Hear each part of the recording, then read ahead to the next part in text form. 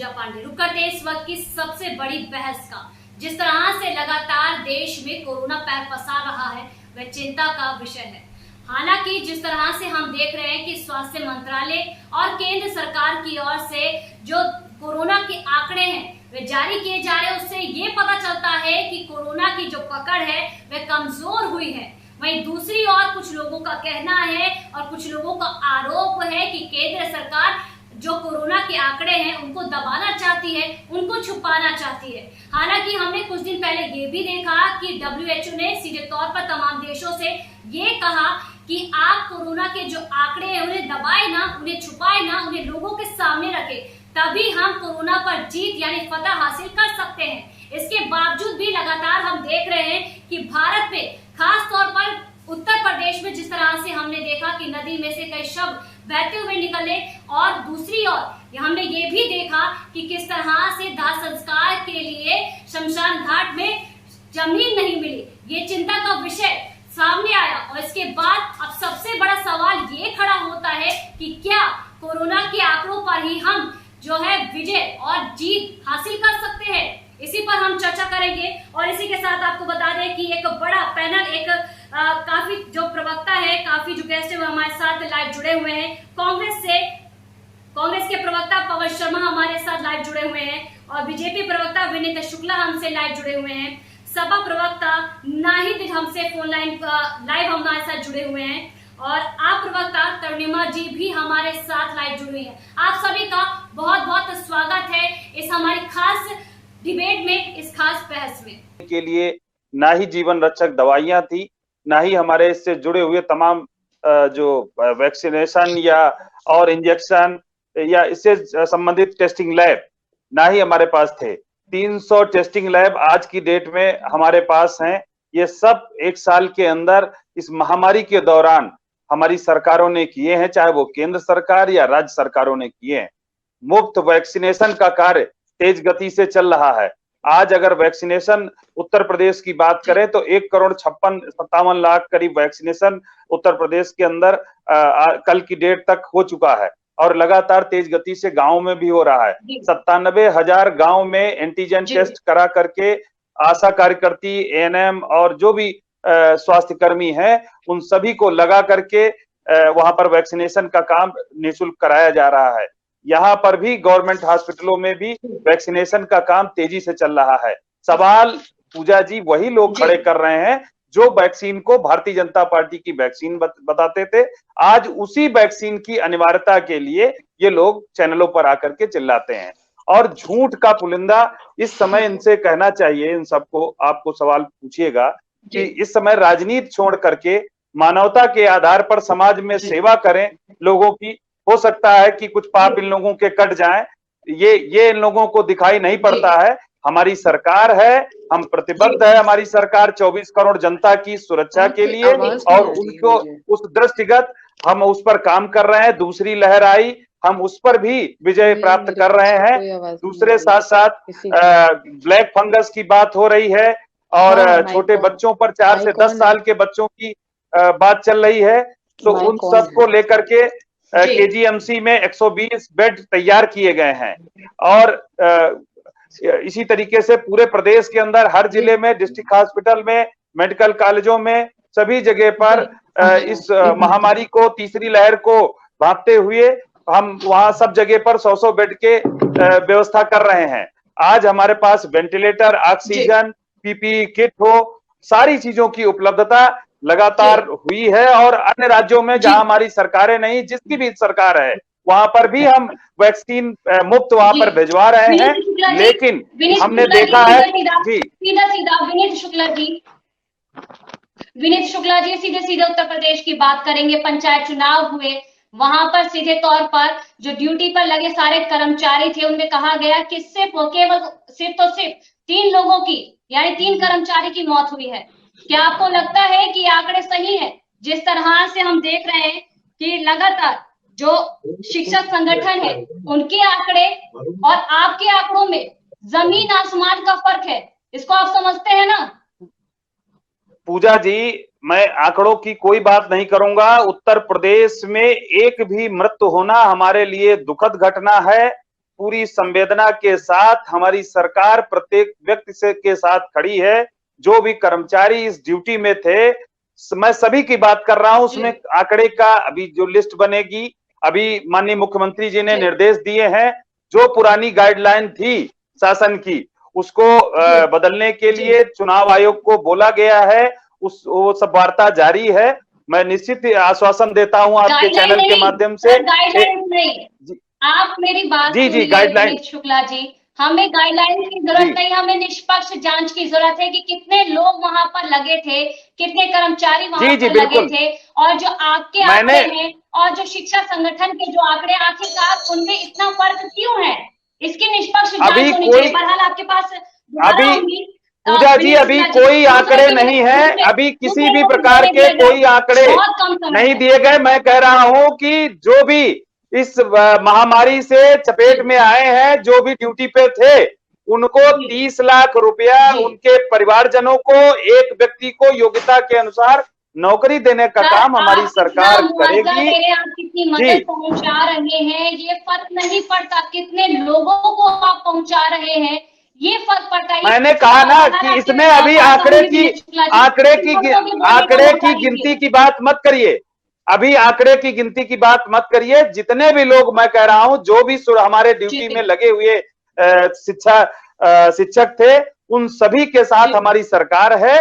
निश्चित ही आप सबको जल्द से जल्द लिस्ट भी मिल जाएगी, उसका आकलन करने दीजिए सरकार को, और प्रशासन के लोग लगे हैं, उसका आकलन करने के बाद आपको लिस्ट भी मिल जाएगी। हमारे पास समय है। और दूसरा क्वेश्चन भी आपसे मैं पूछूंगी, पर इसके दरमियान एक सवाल सीधे तौर पर सभा से पूछा जाएगा।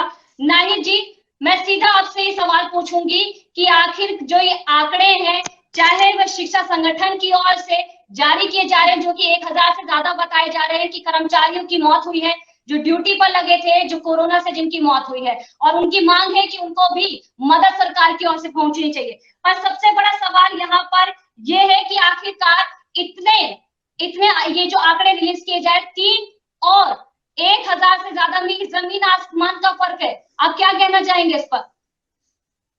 देखिए, मैं सबसे पहले तो ये कहना चाहूंगी कि अगर आप भाजपा का रवैया, भाजपा सरकार का रवैया शिक्षा मित्रों की या शिक्षकों की तरफ देखें, तो शुरू दिन से जब से ये सरकार में आए 2017 में, तब से इनका रवैया शिक्षकों और शिक्षा मित्रों की प्रति बहुत ही असंवेदनशील रहा है। आपको याद होगा जब योगी जी मुख्यमंत्री बने थे, उस दौरान शिक्षा मित्र जो है सड़कों पर आ गए थे, बहुत दिन वो आंदोलित थे, अपने हक हुकूक के लिए लड़ाई लड़ रहे थे, लेकिन भाजपा सरकार ने उनकी मांगे नहीं मानी। अपने हक की लड़ाई लड़ते लड़ते जो ब्राह्मण महिलाएं थी शिक्षा मित्र, उनको अपना सर तक उठाना पड़ा था, और तब योगी जी ने कहा था कि ये इनके पिछले जन्मों के पाप की सजा है।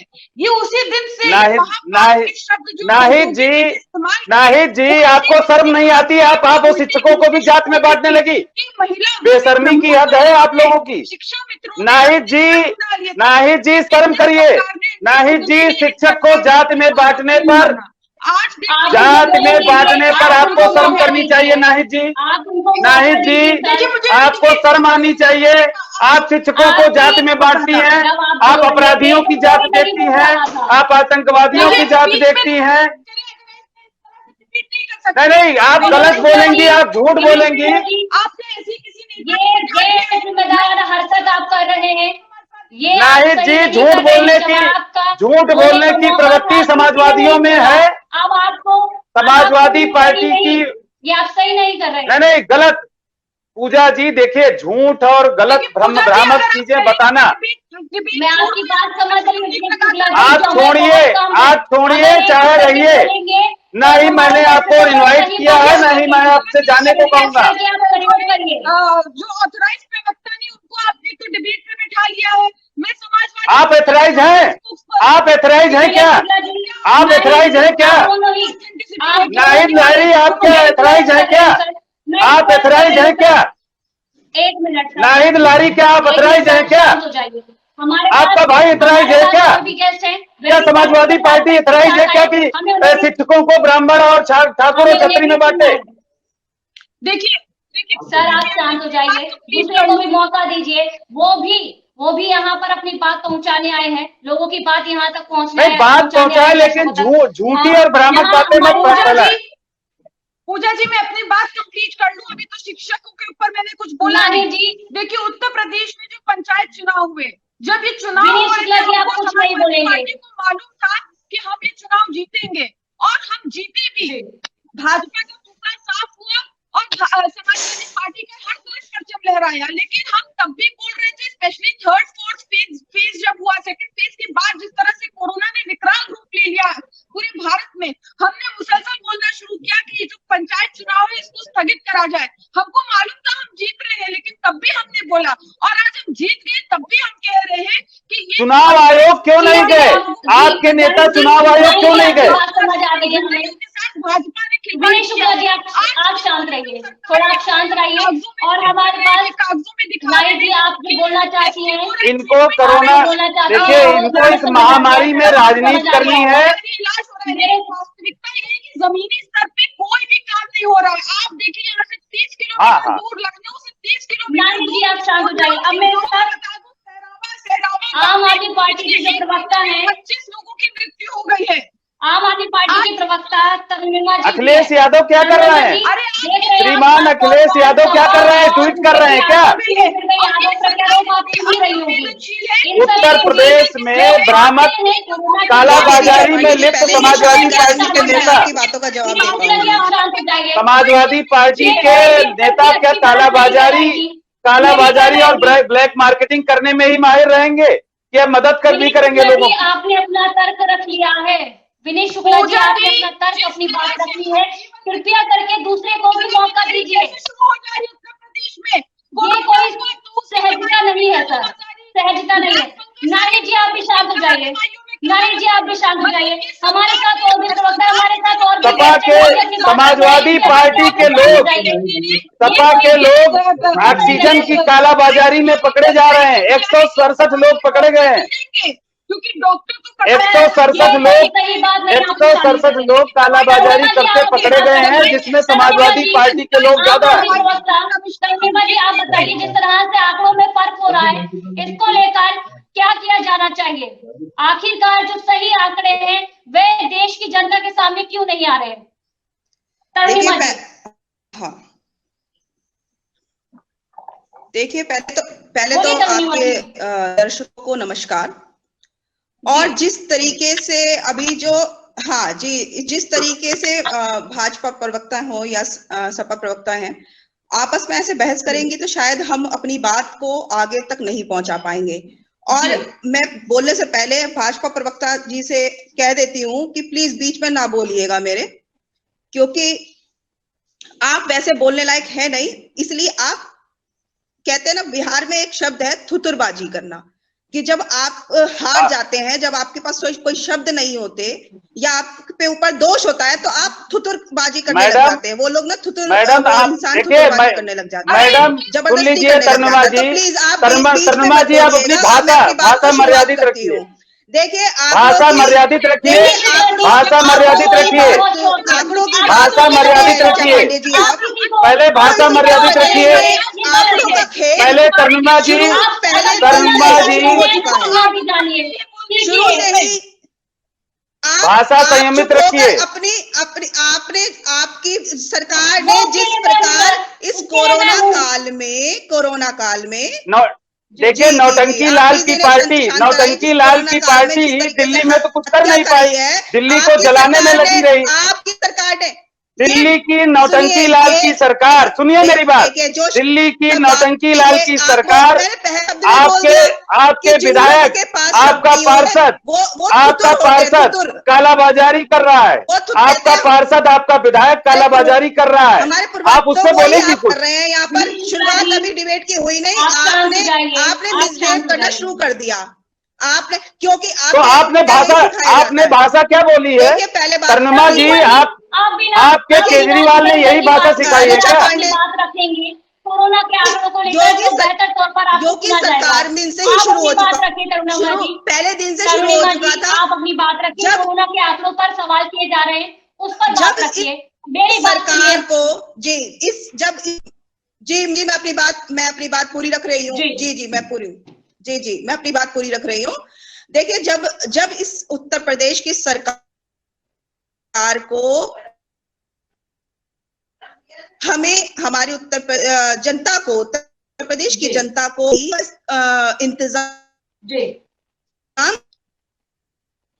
करना चाहिए था। तब ये पंचायती चुनाव की तैयारी थी। ये पंचायत जनवरी अप्रैल में तक चली गई, फिर मई तक चली गई, और कोरोना का जो वेव है वो बढ़ता चला गया, और ये सब जानते हैं। जब तक पिछले साल उत्तर प्रदेश में गांव में कोरोना नहीं पहुंचा था, लेकिन इस उत्तर प्रदेश के चुनाव में ग्राम पंचायत ने गांव जा दिया।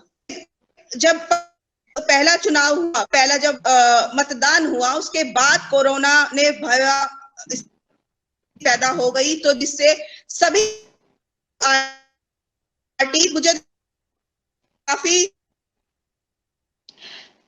तरुणिमा जी, तकनीकी खामियों के चलते आपकी जो बात है वह हमारे दर्शकों तक सही से नहीं पहुंच पा रही है। तरुणिमा जी तरुणिमा जी बोलिए। जी आप देखिए, मैं आपसे तभी बोला था कि आंकड़ों, उत्तर प्रदेश में आंकड़ों का जो खेल है, हाँ, जो आंकड़ों का खेल है वो पहले दिन से ही चालू हो गया है। अब जो इस आंकड़ों का हिसाब, ये इतना बेहतरीन, अगर आपके जिले में 17 मौतें होती, 400 मौतें होती हैं, तो दिखाते हैं, क्योंकि प्रशासन भी इनका, जारी भी इनके, तो आंकड़े तो ये खुद बनाते हैं, इन्हें किसी बात का डर नहीं है। जिस तरह से गंगा में तैरती लाशें हैं, आपको लगता है कि हजारों, सुनिए, हजारों के तादाद में इस उत्तर प्रदेश में, देखिए उत्तर प्रदेश में क्या हजारों की संख्या में मौतें हुई हैं। इनका आंकड़ा बहुत बड़ा है। आप इस उत्तर प्रदेश में 1 लाख के करीब गांव हैं। अगर मैं उस गांव की संख्या के हिसाब से, मैं उस 1 लाख की इतना ज्ञान अगर दिल्ली की जनता के लिए अगर रखा होता, अगर इतना ज्ञान दिल्ली की जनता के लिए रखा होता तरुणिमा जी, तो शायद ये मोहल्ला क्लिनिक में खच्चर गधे नहीं घूम रहे होते।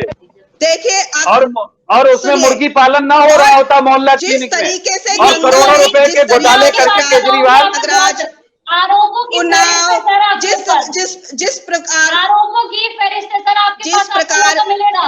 हाँ, बलिया में, अरे दिल्ली पर भी तो बता दीजिए। दिल्ली, गंगा तो पूरे प्रदेश में बहती है, अभी भी 100-200 के करीब है। जी तरुणिमा जी, आप अपनी बात फटाफट रखिए। देखिए, गंगा पूरे प्रदेश में, उत्तर प्रदेश में बहती है, दिल्ली नहीं जाती है। और शुक्र है, ये मानिए कि गंगा जो है दिल्ली नहीं जाती है, नहीं तो ये इतने बेशरम लोग हैं, ये कह देते कि दिल्ली से लाशें आ रही हैं बह के। आपको शर्म आती है? आप अपने केजरीवाल के ऊपर शर्म करती हैं कि करोड़ों के प्रचार कर दिए और मोहल्ला क्लिनिक के नाम पर लोगों को ठग लिया। आपके विधायक ने दिल्ली को जलाया, आपके विधायक ने दिल्ली को जलाया, कालाबाजारी में पकड़ा गया। आपका विधायक ब्लैक मार्केटिंग में पकड़ा गया। आपको शर्म आती है? आपको शर्म आती है? आप चैनल पर माफी मांगेगी? पकड़े गए थे उस विधायक के कृत्य के ऊपर आप माफी मांगेगी? आप पहले पढ़कर आइए। हाईकोर्ट ने मैंने पढ़ा हुआ है, कहा है कि आप समाज सेवा कर रहे थे, ये कालाबाजारी हाईकोर्ट ने तो आपको कहा है, की सेवा करते हैं। हाईकोर्ट ने तो केजरीवाल से कहा है कि आपको नहीं समझ रहा है। इतने सारे विधायक उत्तर प्रदेश में 4 आपसे अगर नहीं समझ रहा है तो केंद्र सरकार को सौंपिए। मर चुके हैं, कार्यकर्ता हाईकोर्ट मर ने चुके बोला हुआ हैं, है। लेकिन इनके पाप अभी तक, इनके पाप कभी केजरीवाल ये चारों धाम की केजरीवाल के पापों की सजा दिल्ली भुगत रहा है। ये राम मंदिर बना देंगे तो भी इनके पाप नहीं धुलेंगे इस कोरोना काल में। ये दर्द आ गया, ने हत्या कराई है, ये दर्द आ गया। इनके पाप कभी नहीं सुने, तब आपके पाप कभी नहीं सुनेंगे। आप चारों धाम घुमाइए, चाहे आप राम मंदिर बना लीजिए, लेकिन आपके पाप नहीं धुलने वाले हैं। भाजपा सरकार के पाप नहीं धुलने वाले, इनके संगठन के लोग के पाप नहीं धुलने वाले हैं। केजरीवाल के पाप धुल गए क्या?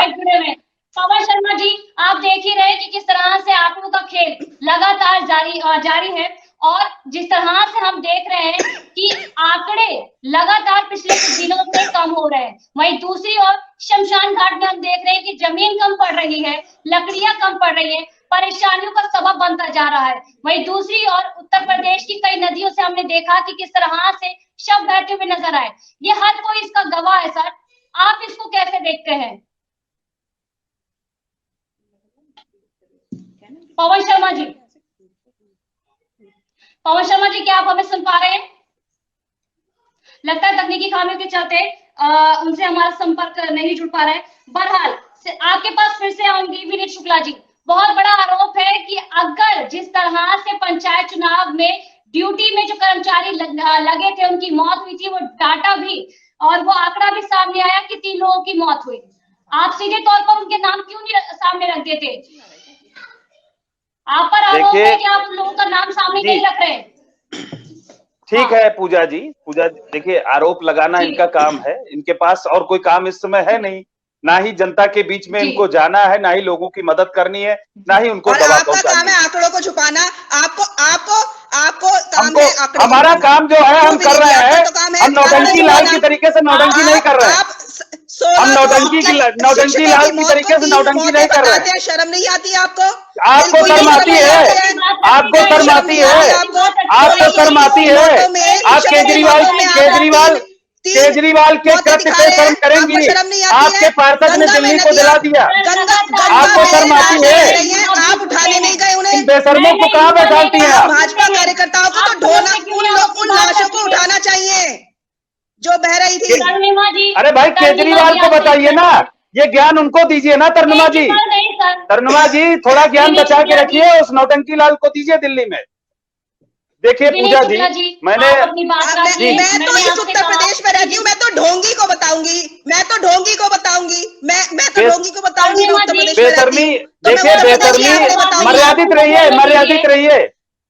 महिला के नाम पर मर्यादित रहिए। आपने शुरुआती दौर में ही अपनी मर्यादा खो दी थी, इसलिए आपने बोला नहीं तो मैं बहुत मर्यादित भाषा में बात करती हूँ। आपने बोला तरुणिमा जी, सर ये आप लोगों की आपकी लड़ाई है जो जनता इसमें पिस रही है। आप क्यों नहीं समझ रहे? आप लोग क्यों नहीं? ठीक है पूजा जी देखिए, ना जाके आप केजरीवाल पर जा रहे हैं। आप अपने में देखिए आप सरकार क्या करे, उस पर जवाब दीजिए। हाँ ठीक है पूजा जी, तो जवाब इनको म्यूट करिए ना, इनको ना बोले। तरुणिमा जी आपसे रिक्वेस्ट है। हाँ ठीक है, इनको म्यूट करिए, फिर मैं जवाब दे रहा हूँ पूजा जी। विनीत शुक्ला जी आप अपनी बात कंप्लीट करिए।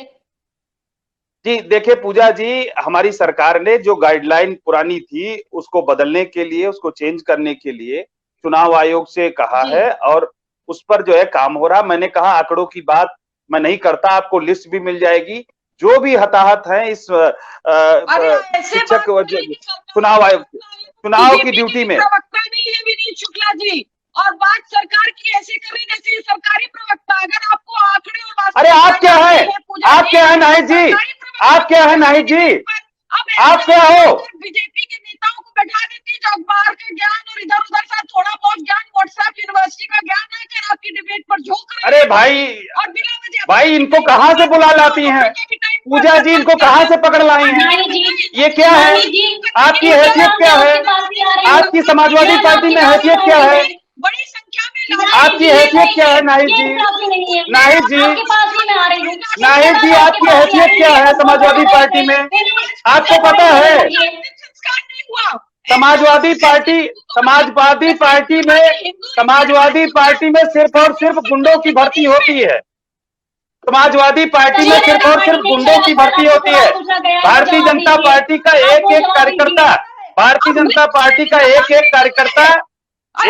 कार्यकर्ता जनता के प्रति समर्पित है। आपको शायद अंदाजा नहीं है, आपको अंदाजा नहीं है। आपकी हैसियत क्या है? आपकी हैसियत क्या है नाहिद जी? आपकी हैसियत क्या है? आपकी हैसियत क्या है? आपकी हैसियत क्या है नाहिद जी? नाहिद जी आपकी हैसियत क्या है? आपकी समाजवादी पार्टी में हैसियत क्या है, पहले ये बताइए। आपकी हैसियत क्या है? भारतीय जनता पार्टी का एक एक कार्यकर्ता और निचले स्तर से लेकर के ऊपर स्तर तक प्रत्येक कार्यकर्ता, बूथ स्तर का कार्यकर्ता भी हमारा राष्ट्रीय अध्यक्ष है। आप तलवे चाटिए अखिलेश यादव की, आप तलवे चाटिए, आप तलवे चाटिए अखिलेश यादव के, आप तलवे चाटिए, आप चाटती होंगी तलवे अखिलेश यादव के, आप अखिलेश यादव के समाजवादियों के तलवे चाटती होंगी, इसीलिए आप बात करती। अरे आपसे किसने बोला, आपसे किसने बोला? प्रत्येक शिक्षा मित्र को 1-1 करोड़ रुपए देखिए पहले ऐसे बेहूदी बहस करने वालों को बंद करिए। आपको शर्मानी चाहिए, वो है आप पर, आपको शर्मानी चाहिए, आपको शर्मानी चाहिए। नाहिद लारी आपको शर्मानी चाहिए, नाहिद लारी आपको शर्मानी चाहिए, नाहिद लारी आपको शर्मानी चाहिए, नाहिद लारी आपको शर्मानी चाहिए। आपको शर्म से डूब मरना चाहिए, आपको शर्म से डूब मरना चाहिए, क्योंकि आपके नेता ने कहा था कि हम नपुंसक हो जाएंगे, आपके नेता ने कहा था कि हम नपुंसक हो जाएंगे, आपके नेता ने कहा था हम नपुंसक हो जाएंगे। ये भाजपा की वैक्सीन है, आपने बोला था।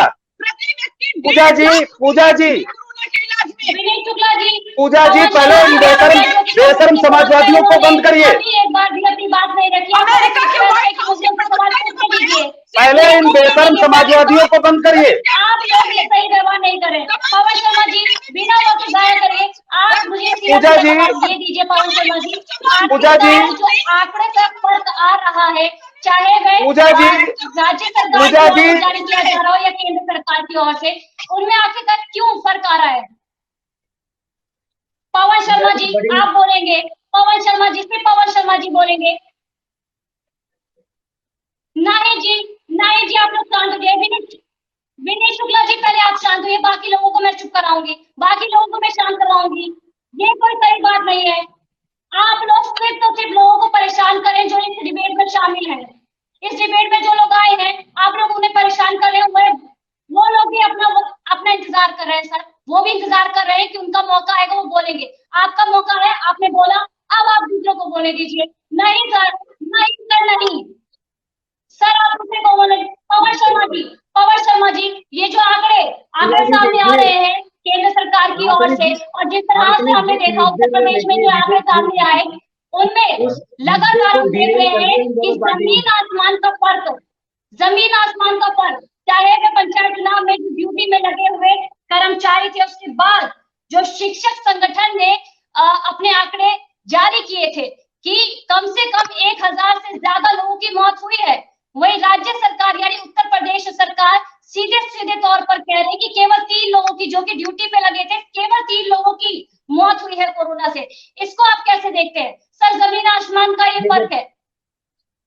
देखिए पूजा जी, बेसिकली जो गंभीर मुद्दा आप लोगों ने उठाया है, उस मुद्दे को बेसिकली गंभीरता से भाजपा के जो हमारे प्रवक्ता हैं वो ले नहीं रहे हैं। उनको चाहिए कि जो बात उन्होंने रख दी उनको हमने सुना। अब अगर कोई दूसरी पार्टी का प्रवक्ता या जो उनके प्रतिनिधि का कोई बात कह रहे हैं तो उनको सुनने का मादा होना चाहिए, और उसके बाद में जब उनका नंबर आए तो आप उसके बारे में आप अपनी टिप्पणी कर सकते हैं। लेकिन आप एक बहस को जो अच्छी तरह से चल रही है उसका ध्यान रखना चाहिए। एनीवे, मैं आपको मुद्दे पे आता हूँ, जिसके अंदर आप अगर देखेंगे अभी मुख्यमंत्री जी बाहर निकले अपने बिल से, और हर जगह जाके जो है वो कहीं जगह दौरे कर रहे हैं, कहीं पे हेलो हाँ आपकी आवाज पहुंच रही है, आप लगातार बोलिए साथ सर, आप अपनी बात रखिए। तो कहीं पे दौरे कर रहे हैं, हो क्या रहा है, जहाँ दौरे जैसे ही खत्म होता है वो सरकारी जो अमला पहले उनकी सेवा में लगा हुआ था, वो पूरे के पूरे हॉस्पिटल के बेड, वो जितने आइसोलेशन सेंटर बने हुए हैं, वो 2 दिन के बाद में वहां से गायब हो रहे हैं। ये उदाहरण है नोएडा का। अगर आप नोएडा में देखेंगे, अभी 2 दिन पहले योगी जी आए थे और कई सेक्टरों में, कई कम्युनिटी सेंटर में आइसोलेशन सेंटर का उन्होंने जाके निरीक्षण किया था। आज अगर देखेंगे, हकीकत ये है कि उन आइसोलेशन सेंटर को बंद कर दिया गया है। वहां से जो जितने अपरेटस लगाए गए थे वो उठा लिए गए हैं। तो ये तो सिर्फ जनता की आंखों के सामने धूल झोंकने वाली बात है। रही बात आंकड़ों की बाजीगरी, तो ये जो भाजपा सरकार है ये पहले से ही आंकड़ों की बाजीगरी करती आई है। और अगर देखेंगे पिछले कई दिनों से जितनी भी देख रहे हैं गंगा में लाशें तैर रही हैं, अगर कोई उनके खिलाफ आवाज उठा रहा है या सरकार को चेता रहा है तो उनके ऊपर ये मुकदमे दर्ज कर रहे हैं। तो क्या जनता की सर सीधा सवाल है, आपने अपनी बात कह ली, आप भी तो कुछ कर सकते हैं। आपकी पार्टी क्या कर रही है? आप अगर विपक्ष में है और विपक्ष में आप मजबूत विपक्ष के तौर पर सामने आते देश में, आप क्या कर रहे हैं? आप लोग क्या करते हैं? ट्विटर पर कुछ पोस्ट डाल दिया, राहुल गांधी जी क्या करते हैं? ट्विटर पे कुछ पोस्ट डाल दी, क्या कभी वह जमीन पर उतरते हुए नजर आए? जो सवाल सत्ता हमने पक्ष को देखा करने कि चाहिए, बंगाल चुनाव में उन्होंने जो अपना सवाल दौरा रद्द सत्ता कर पक्ष दिया, को करने चाहिए, उन्होंने वो आप अपनी लोग सारी विपक्ष से जो करते हैं। जनसभाएं उसे रद्द कर दिया। हाँ, ये बोलेंगे बिल से निकलेंगे, राहुल गांधी कब बिल से निकलेंगे? पैर पसार रहा है आपकी पार्टी, आपके नेता क्या कर रहे हैं जमीन पर? सर आप सवाल नहीं कर सकते, आप तब तक सवाल नहीं कर सकते जब तक आपकी पार्टी फ्रंट पर आ रही है, कुछ कर रही है। नहीं कर रही है सर, और कर रही है तो अपनी बात रखिए। कांग्रेस क्या कर रही है सर? कोरोना के काल में, कोरोना काल में क्या कर रही है? जो सवाल सत्ता को करने चाहिए वो विपक्ष से पूछे जा रहे हैं। आज विपक्ष का काम नहीं है सर, आपने अपनी बात रखी, मैं मानती हूँ, मैं मानती हूँ। खोलना, आप उन आंखों को खोलने नहीं दे रहे हैं। आप लोग, सरकार का काम सर है उन लोकतंत्र विपक्ष है की बात को सुनना, देश में, विपक्ष हमारा जो उनको आगाह कर रहा है देश में। उनकी बात को मानना। लेकिन आज की डेट में उल्टा हो रहा है। आज हो क्या रहा है कि जो जितनी भी मीडिया हाउसेज हैं वो सत्ता से सवाल नहीं विपक्ष से सवाल पूछ रहे हैं। अरे सत्ता में अगर हम हैं तो हमारी जवाबदेही है। अगर आज सत्ता में बीजेपी है तो बीजेपी की जवाबदेही है। इंसानियत की हाँ, ये विपक्ष में रह करके चोरी करेंगे, ये चोरी करेंगे और देश में अव्यवस्था फैलाएंगे। हमारी छत्तीसगढ़ में सरकार है, आप देखिए हमारा कोविड मैनेजमेंट, वहां जाके देखिए सबके कोविड मैनेजमेंट के हिसाब से सबको काम बांटे गए हैं। चलिए पवन शर्मा जी, आपने अपनी बात रखी। मेरा सिर्फ आपसे इतना सा कहने का मतलब था कि अगर सत्ता पक्ष काम नहीं कर रही है तो विपक्ष को धरातल पर उतरना चाहिए, विपक्ष को जमीन पर उतरना चाहिए, दिखानी चाहिए। अगर सत्ता कुछ नहीं कर रही है, वैक्सीन नहीं ला रही है, उनको अरेस्ट कर लिया जाता है, उनको जेल में डाल दिया जाता है। आपने देखा कि हमारे प्रदेश अध्यक्ष के खिलाफ करीबन 150 मामले दर्ज किए गए इन्होंने। अमित सिंह को सिर्फ ट्विटर दिख रहा है सर। पवन शर्मा जी एक सेकंड, हमारे साथ नाहिद जी, उनसे भी हम सवाल करेंगे। पूजा जी सबसे पहले तो नाहिद लारी को इनकी हैसियत बताइए कि ये समाजवादी पार्टी से अथराइज प्रवक्ता है कि नहीं है। पहले तो इनकी हैसियत बताइए कि ये प्रवक्ता है कि नहीं है। आपको शर्म आनी चाहिए। पंजाब के अंदर वैक्सीन नदी के अंदर बहती मिली है। आपके नेता जब बिल से निकलते हैं तो ऑक्सीजन सिलेंडरों की चोरी करते हैं और उसमें पकड़े जाते हैं। जब आपके नेता बिल से निकलते हैं, जहां जो बिल की बात आप कर रहे थे उस इटालियन बिल से जब निकलते हैं तो वो ऑक्सीजन की चोरी करते हैं, जीवन रक्षक दवाइयों की चोरी करते हैं, उसके बाद पकड़े जाते हैं, उसके बाद फिर बिल में घुस जाते हैं। और पंजाब के अंदर वैक्सीन नदी के अंदर बहती हुई मिली है। जो मुफ्त वैक्सीन केंद्र सरकार ने दी वो वैक्सीन नदी के अंदर बहती हुई मिली है पंजाब के अंदर। आप कहते हैं कोविड प्रबंधन किया है, ऐसे आप प्रबंधन करेंगे, आप ऐसे प्रबंधन करेंगे। जीवन रक्षक दवाइयां, PM care fund Sonia Gandhi ji के नाम कर दो, PM care fund Sonia Gandhi ji के नाम कर दो, तब आपको भ्रष्टाचार करने का मौका मिले, आपको लूटने का मौका मिले।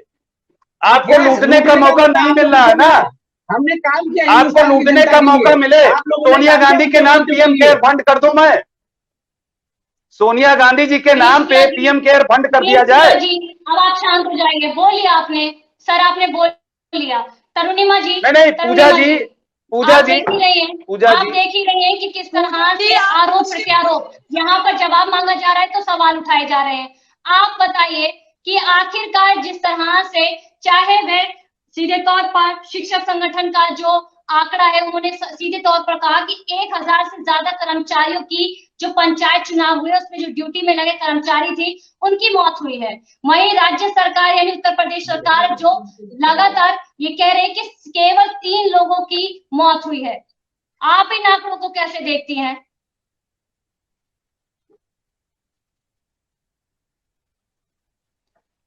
अरुणिमा जी, क्या आप हमें सुन पा रही हैं? लग रहा है उनसे संपर्क नहीं मिल पा रहा है। बहरहाल पवन शर्मा जी आपसे सीधा सवाल है। पवन शर्मा अरे पूजा जी, आप मुझे तो बोलने का मौका दें। अथराइज नहीं है आप ना समाजवादी पार्टी से। हाँ, हंसते रहिए। अखिलेश यादव पे इतना हंस लेती तो शायद अखिलेश यादव वैक्सीन लगवा लेते। वैक्सीन लगवा लीजिए नाहिद जी, तो आपको दिखने लगेगा। आप तर्क नहीं रख रही हैं। चलिए आपसे ही सवाल पूछते हैं। आप तो उत्तर प्रदेश में पार्टी में रही हैं, आप ज्यादा समझती होंगी वहां के लोगों की तकलीफों को। आप क्या कर रही हैं? आप विपक्ष में आप मानते हैं, आप क्या कर रहे हैं? आप देखिए पूजा जी, क्या कुछ धरातल पे कर रहे हैं, जनता के लिए क्या कुछ खास किया? ये आप 4 लाइनें रख दीजिए, मैं मान जाऊंगी मैम। 4 लाइनें रख दीजिए, आपकी पार्टी की ओर से क्या किया जा रहा है? मुझे दूसरे चैनल पे जाना है। मैं पूजा जी, मैं आपसे आज्ञा चाहूंगा, मुझे दूसरे चैनल पे अभी जाना है, 5 बजे की डिबेट है। देखिए पूजा जी, सबसे बड़ी बात ये है कि जो आप सवाल पूछ रही है, अच्छा सवाल है आपका। देखिए बीजेपी जो है, उनकी सरकार और उनका काम केवल इश्तेहारों में, विज्ञापनों में, जो करोड़ों के विज्ञापन दिए जा रहे हैं, केवल उसमें इनकी सरकार चल रही, धरातल पर कुछ नहीं है। जबकि समाजवादी पार्टी के नेता कार्यकर्ता जमीनी स्तर पर उतर के लोगों की सेवा कर रहे हैं और लोगों के काम आ रहे हैं। और इसका यही कालाबाजारी कर रहे हैं, कि जिस तरह से कालाबाजारी कर रहे हैं जो है समाजवादी पार्टी को अपना समर्थन और अपना आशीर्वाद दिया पंचायत चुनाव में, इसीलिए दिया ना। कालाबाजारी कर रहे हैं।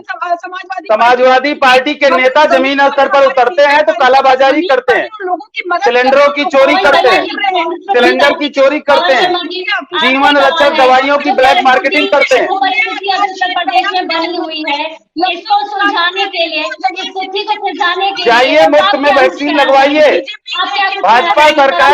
भाजपा सरकार की वैक्सीन और भाजपा सरकार की जो दवाइयां हैं उनका इस्तेमाल करिए तो शायद आप लोग सही हो जाएं। अखिलेश यादव जी पर सब आस भरी निगाहों अखिलेश यादव जी की ओर देख रहे हैं कि ये पुनः सत्ता में आए और हमारी मुश्किलों को। पवन शर्मा जी आपसे सवाल किया गया है। सारे लोग निगाह खोल करके देख रहे हैं कि इन समाजवादी पार्टी के गुंडों को सत्ता नहीं सौंपनी है, समाजवादी पार्टी के गुंडों को सत्ता नहीं सौंपनी है। जो है शिक्षकों की जाति बताएं, आतंकवादियों की जमानत कराएं, अपराधियों के मुकदमे वापस लें, आतंकियों और अपराधियों और गैंगस्टरों को अपने मुख्यमंत्री आवास में बुला करके चाय पानी कराएं। ऐसे लोगों की सरकार उत्तर प्रदेश में कोई नहीं चाहता। ऑक्सीजन की कमी से लोगों की मृत्यु हो रही है, नरसंहार है।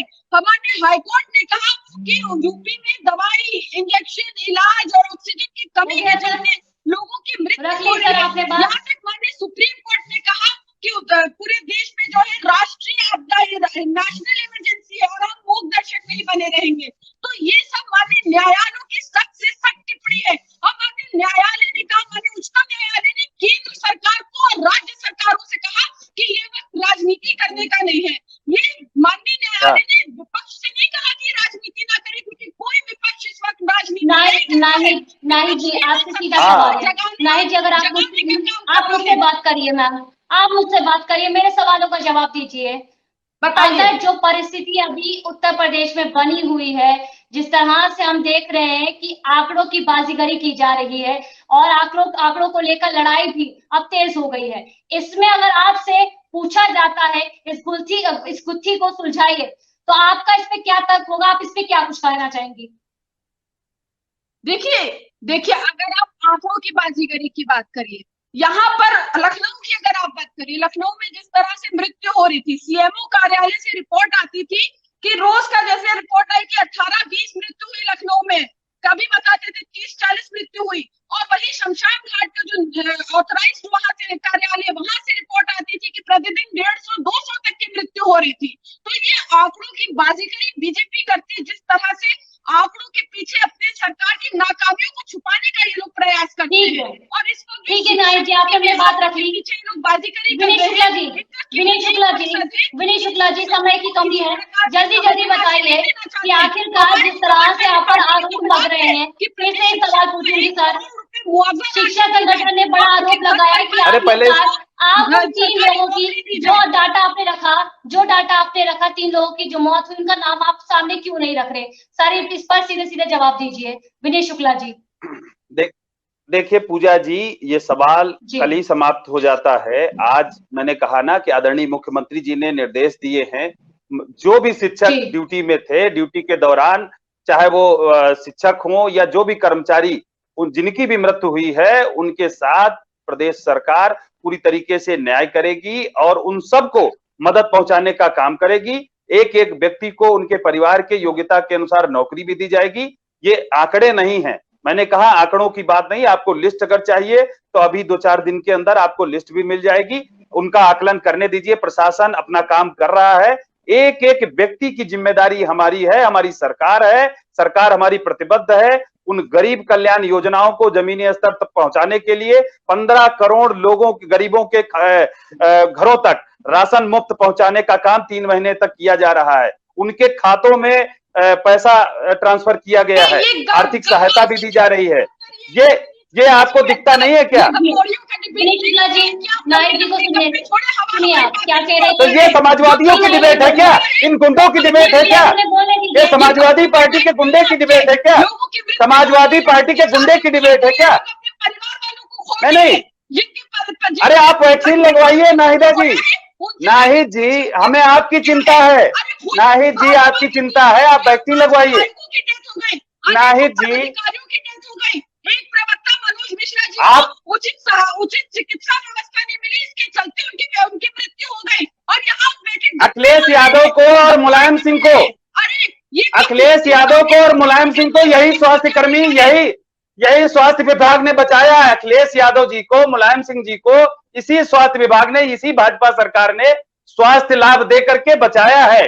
आप चिंता मत करिए, आप भी वैक्सीन लगवाइए, मुफ्त में वैक्सीन मिल रही है। आप डरिए मत, आप डरिए मत, वैक्सीन लगवाइए नाहिद जी। आप वैक्सीन लगवाइए नाहिद जी। नाहिद जी, आप वैक्सीन लगवाइए, नहीं तो आपकी स्थिति ठीक नहीं है। योगी सरकार ने शुरू नहीं किया है। इसी बात पर तो सीतापुर विधायक ने बोला। सीतापुर विधायक से जब एक पत्रकार ने पूछा कि 5-6 साल अरे आप सीतापुर के विधायक की बात मत करिए, आप अपने लोगों की बात करिए। पाल चाचा ने वैक्सीन लगवा ली है, आप भी लगवा लीजिए। विधायक ने कहा कि ये जो है, अरे आपके चाचा ने वैक्सीन लगवा ली है। सपा की सरकार में बना है। अरे भाई, नाहिद जी, मुलायम सिंह की प्रिय बहू ने वैक्सीन लगवा ली है। अनेकों आपके खुद के केंद्रीय मंत्री अरे भाई, नेताजी की बहू ने वैक्सीन लगवा ली है, आप भी वैक्सीन लगवाइए। क्या लगता है आपको?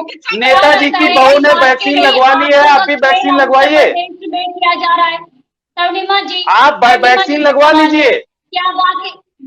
विनय शुक्ला जी, आपसे रिक्वेस्ट है सर, बोल लिया आपने। नहीं, मैं ये कहना चाहता हूँ पूजा जी, इनसे ये कहिए कि श्रीमान मुलायम सिंह यादव जी की बहू ने वैक्सीन लगवाई है, इनके चाचा जी ने वैक्सीन लगवा ली है, तो अब तो इनको शक नहीं है, अब तो वैक्सीन लगवा लें, अब तो वैक्सीन लगवा लें। नाहिद जी को भी मैं कह रहा हूँ, मुफ्त में वैक्सीन ले रही है, चलिए मुफ्त में वैक्सीन मिल रही, लगवा लीजिए। आप लोगों ने बहुत अच्छी बहस की है। अरे भाई, मुफ्त में वैक्सीन लगवा लीजिए, मुफ्त में वैक्सीन लगवा लीजिए। आप लोगों ने अपनी अपनी बातें हमारी जनता तक रखी है। आप लोगों का बहुत बहुत शुक्रिया, आप लोगों का बहुत बहुत शुक्रिया। आगे भी आपसे संपर्क करेंगे। मुफ्त में वैक्सीन लगवा लीजिए तो शायद चिल्लाना बंद हो। कई विषयों पर सर, एक सेकंड सर, विनय शुक्ला जी, समय कम बचा हुआ है, सर। विनय शुक्ला जी, समय हमारे पास नहीं है। आपका बहुत बहुत शुक्रिया विनय शुक्ला जी, अपनी बात रखने के लिए बहुत बहुत शुक्रिया। आप समय को देखते हुए हमें इस डिबेट को क्लोज करना है, खत्म करना है। नाहिद जी, आपसे भी रिक्वेस्ट है कि कृपया करके अब आप शांत हो जाइए। आप लोगों ने बहुत अच्छे से हमारी जनता के सामने अपनी बातें रखी है, आरोप भी हमने देखा, प्रत्यारोप भी देखा, तर्क भी देखा, वितर्क भी देखा। पर अब सबसे बड़ा सवाल ये है कि जिस तरह से पंचायत चुनाव में जो कर्मचारी लगे थे और जो आंकड़े सामने आए, जो कर्मचारियों की मौत हुई, उस पर अब जो तेज होती जा रही राजनीति, अब हमें ये देखना होगा कि आंकड़ों का ये जो नंबर है वह घटते हुए नजर आएंगे, बढ़ते हुए नजर आएंगे। बहरहाल अब ये देखना होगा आगे आने वाले समय में, और इस पर भी हमारी नजर बनी रहेगी। तमाम खबरों के लिए न्यूज़ नाउ इंडिया आप देखते रहिए। बहरहाल मुझे इजाजत दीजिए।